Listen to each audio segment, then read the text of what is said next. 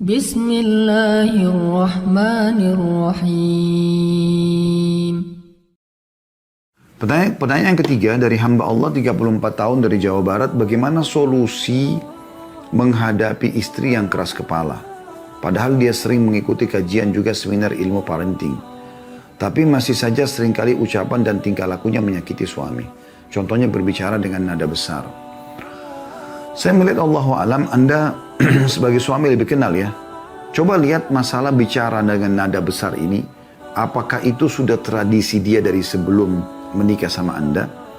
Kayak misalnya memang ada sebagian keluarga, ya, komunitas keluarga begitu, memang mereka kalau berbicara terbiasa gitu dengan nada-nada tinggi, dengan menggunakan kata-kata olokan dan ejekan gitu kan. Ada juga keluarga yang tidak. Mungkin mereka memang kesopan santunan ini dijaga sekali sehingga saling menghormati, menjaga tutur kata gitu kan, menjaga sikap. Itu saya berapa kali melihat ada keluarga-keluarga memang yang seperti ini jenisnya gitu ya. Nah kalau istri Anda ini berasal dari keluarga yang memang dasarnya sama orang tuanya, sama saudaranya memang begitu polanya, makanya berarti pola hidup. Pola ya.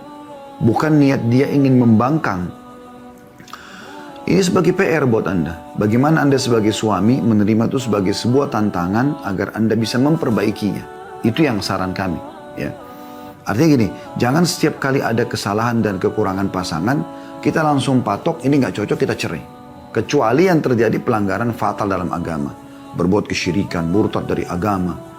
Kalau masalah teknis-teknis lapang, atau dia selingkuh, perzinahan yang haram misalnya, ini berat. Tapi kalau hanya teknis lapangan, Anda suka kebersihan, kerapian, pasangan belum bisa.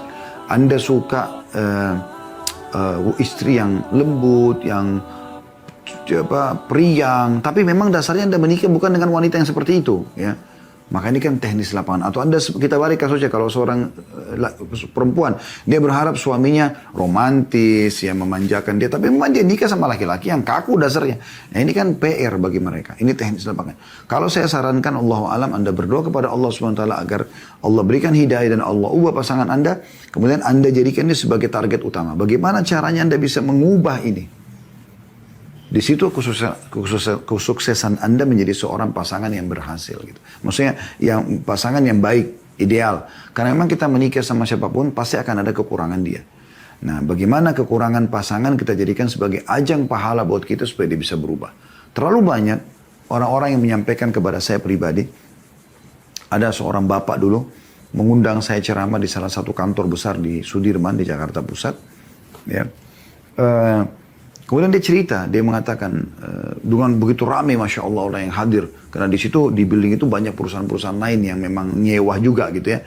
Maka bergabung, dia siapkan ruangan yang cukup luas menjadi tempat untuk taklimnya di situ. Sekaligus sholat berjamaahnya.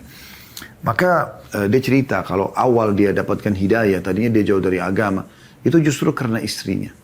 Istrinya sering dengar ceramah. Kadang-kadang ada rekaman dikirim ke dia sekali, 2 kali, 3 kali. Sampai lama-lama akhirnya dia dapat hidayah. Dan dia pun akhirnya membuat pengajian. Contoh, ini kesabaran pasangan. Ada juga seorang bapak dulu pernah umroh bersama kami. Dan itu dia bawa sebuah kertas yang besar. Penuh dengan pertanyaan dia dengan istrinya gitu. Jadi dia umroh sekaligus dia ingin bertanya banyak pada kami. Maka ya saya jawablah pertanyaan tersebut. Ya.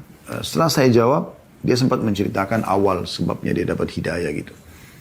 Jadi dia bilang, saya dulu pecinta musik, saya dulu jauh dari agama gitu kan. Wah pokoknya jauh lah dari agama.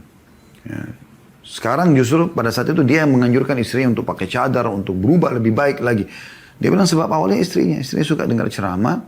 Terus kemudian ada rekaman, dia kasih ke suaminya. Tapi dia bilang, saya awalnya benci sekali gitu. Saya karena tidak suka dengan ceramah. Saya tidak terbiasa, hidup saya jauh, hidupnya di negara barat dulunya gitu. Tapi akhirnya istri saya sabar, dia bilang. Di mobil pun, yang saya ingat dia pernah ceritakan ya, dia bilang di mobil pun istri saya bilang, bagaimana kalau setengah jalan kamu dengar musik kamu, setengah jalan dengarkan ceramah. Sekarang saya juga ingin dengar. Karena dia merasa dia tidak ditekan oleh istrinya, maka dia mau dengar. Lama-lama dia bilang yang dominan adalah justru ini. Justru ceramah itu sendiri, karena dia merasakan sendiri manfaatnya gitu. Ada bertambah ilmu, bisa membawa pada perubahan-perubahan, dan sekian banyak contoh dalam masalah ini gitu ya. Nah, tapi kalau itu bukan pola kebiasaan keluarga, bukan sesuatu yang memang ini dia sengaja lakukan, itu bab nusyul. Anda ingatkan kepada dia. Bukankah sudah tahu dalil-dalil seperti ini? Dan tidak ada salahnya Anda ruqyah, karena salah satu efek daripada ain, sihir, itu juga munculnya kedurhakaan seorang istri, pada suami. Allahu a'lam. Ya. Anda kalau mau tahu tentang ruqyah bisa lebih fokus lagi mendengarkan ceramah-ceramah kami di playlist YouTube, insya Allah ada. Anda buka YouTube Khalid Basama Official, playlistnya klik cari ruqyah syariah. Anda akan temukan insya Allah itu.